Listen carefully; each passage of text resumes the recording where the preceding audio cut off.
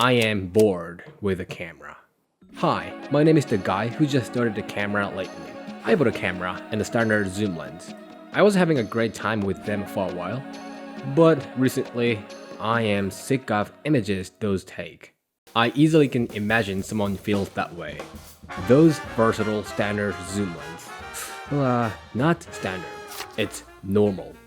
24, 35, 50, 70, 24, 35, 50, 70, 24, 35, 50, 70, 24, 35, 50, 70.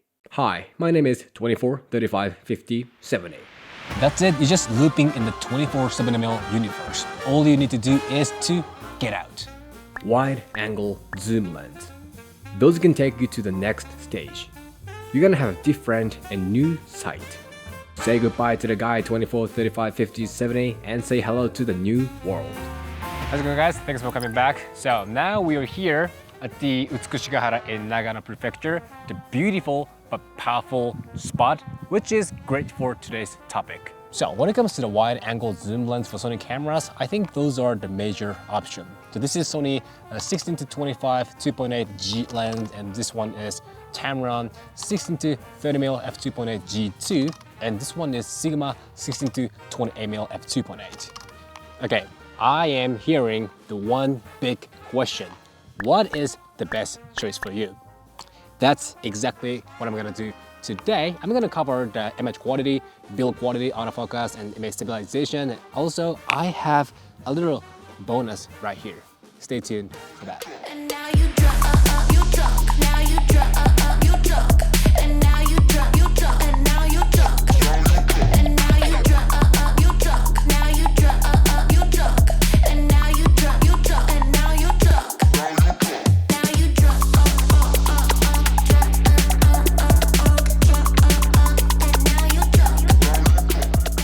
So they are fantastic lenses with a good sharpness and a high-res feel. There's pretty much no big difference, but since they have a different number for telephoto, like a 25 for Sony and 28 for Sigma and 30 for Tamron. So they make an overall impression difference when it's the telephoto side. Since Tamron can get a tightest image, it sometimes looks better than other two. They all have f2.8, but when they use it at the max telephoto side, Tamron produces the best looking image. The actual resolution and sharpness are not different, but it just looks better. And not every time, but Tamron sometimes gets the best highlight depiction. Good edge with a good detail level. When it comes to the simple sharpness comparison, Sigma sometimes nails it. Sony is always at somewhere middle, I mean in a good way. It always has a great balance. All right, so we moved a little bit. Now we are here at the Yashimagahara wetland. Now this is a perfect place to dive deep in the color difference. So what do you think I'm using right now? So let's say this is B, and this one is A, and this one is C. So which do you think which? Okay, huge difference. I was able to notice this difference even when I was shooting and looking the image at the monitor. So the answer for the portrait comparison: A is Sony, B is Tamron as I said, and C is Sigma. First of all, I wanted to watch the difference between Sony and Sigma, which is super obvious. Sony got a little green shift. See, it has a green power rather than red. On the other hand, Sigma got a red power more than green. When you look at those at the same time, you can see the big difference here. And this is interesting. Tamron is the right middle between those two. You could say Tamron doesn't have a style, while Sony got the kind of green, modern, cinematic vibe. But I like Tamron's neutral color. It's just easy to handle for me. And this color difference is in everywhere, pretty much in all footages. I think what's doing best to reproduce Sony color science, especially S-Log3. Of course, Sony 16-25 2.8G.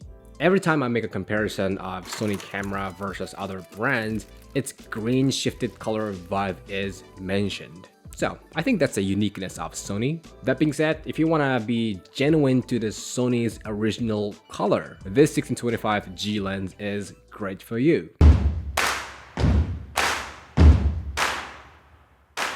So 60mm is more powerful than telephoto lens if you use it right, but what if you can get a smaller, wider, and more budget lens? You can't ignore the kind of option. No, you can't. You always gotta make your eyes wide open. How wide?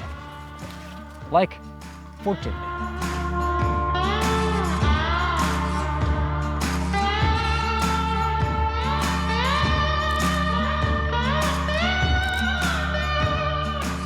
This is VILTROX 14mm f4, 170 gram, $200 extreme compact ultra wide angle prime lens. I don't know how this happened.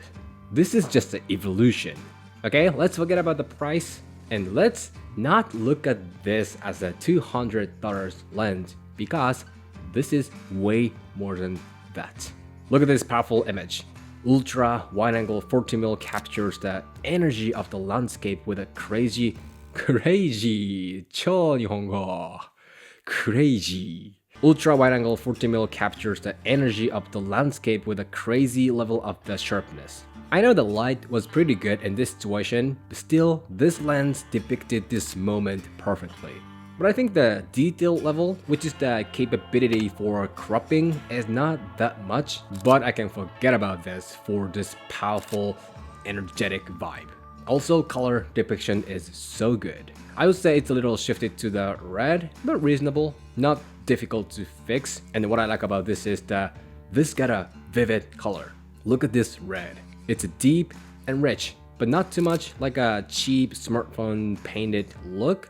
It also captures the blue and green, RGB original color super well. As always, this VILTROX 14mm f4 lens has a great autofocus and image stabilization compatibility with the camera. This time I used A7C II, which has the incredible autofocus and IS performance. And this VILTROX 14mm was doing great job with it. Even when something blocked the subject, it kept tracking it continuously. Image stabilization was good too. Both of standard and active IS were working pretty good on it.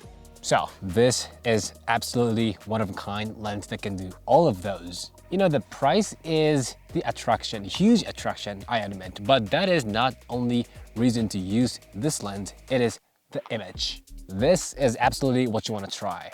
VILTROX 14mm f4, carry less, capture more. So, back to the main topic. I want to talk about the optical performance right here. No doubt, Sony 1625 was the cleanest. It has a wide angle look, like lines are approaching to the one point, but that's okay. The important thing is, this got pretty much no distortion and vignette. Tamron is also great. It doesn't have that much of distortion, but I think there's a slight vignette compared to Sony. And Sigma, I'm kind of disappointed. It got a curvy distortion and vignette at 60mm. It gets obvious, especially when you shoot cityscape. Well, both of Tamron and Sony are newer than Sigma, so maybe that's one of the reasons. But yeah, that's what it is. Anyway, I don't like this distortion. Yo, new year, new money, but it's the same old me. Need the yard that don't come cheap before I get 8 gold teeth. Next, build quality and usability. They are pretty much same size and weight, so the mobility is not that different. But I would say Sony 1625 is most compact, especially its balance is so good when you pair it with some compact camera like A7C II, just like this. And also, this Sony got an aperture ring. That's actually useful when you use it on a compact camera, which has less usability compared to the big camera. So Sony and Sigma have a AF, MF switch. Tamron just got a custom button, but you can apply anything you want to it. So the huge difference among those is Tamron and Sigma are inner zoom, so the lens doesn't extend just like this. This is great for when you use it on a gimbal. You don't have to care about the balance every time you change the focal length. Alright, last, let's look at the autofocus and image stabilization difference. I'm not gonna talk about the speed because they are same. Maybe technically there might be a difference, but in my experience, nah, there's none. But when it comes to the focus quality, there is. Especially Sony performed best. It got almost zero focus breathing and focus motion was most natural. Tamron was good, but it has a little focus breathing compared to Sony, and Sigma has an obvious breathing and it's really fast, but it sometimes looks not natural. Image stabilization too. Sony, of course, performed best since it's a native lens. Tamron was okay, not bad. Sigma, again, generation difference. I remember I reviewed this Sigma 1628 a few years ago, and I think I said I liked it, but a few years is enough for the change. I guess this is it. Just think about it. This is the version 1, this original 1628. This 1630 Tamron is generation 2, like a second generation lens for Tamron. And this 1625 G lens is also new, like a 2024, something like that. A big generation technology difference here. Which is the best? Usually, I do like, if you this is for you. I mean, I don't say like this is the one in a comparison video. But today, let me go like that. Well, I have to go like that. Okay. Get Tamron 1630 G2. This is the best choice of those three, loud and clear. First of all, I have to drop this Sigma 1628 out from my hand. If it is a lot cheaper than those two, it could be a great budget wide-angle zoom lens option, but its price is not that different from Tamron. So think about it. Tamron has an extra reach 30mm, better optical performance, and better autofocus image stabilization compatibility. What's the reason to choose Sigma over Tamron right now, 2025? If this is a few years ago, I would choose Sigma. This way, Sigma. But the time changed. This Tamron is better than Sigma, unless they make a 1628 version 2 lens. But don't get me wrong, this is only when you compare with this and this. This Sigma 16-28 itself is a great lens. So if you already have it, good, just keep loving it. But my point is, if you're about to buy one of those wide-angle zoom lens, not Sigma, just get Tamron. So now it's time to do Sony versus Tamron. Still Tamron. Tamron does more than the price, more than Sony. You get less autofocus and the image stabilization performance than Sony 1625. Okay, let's do the math. There is a $450 difference. Not worth it. This $450 can be filled with Sony's AF and IS performance. Not worth it.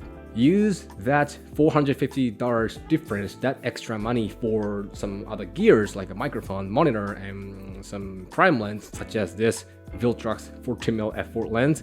Yeah, seriously. Anyway, such those things instead of craving for the technology, autofocus, and image stabilization. Use that extra money for developing yourself. So today, I got the absolute answer.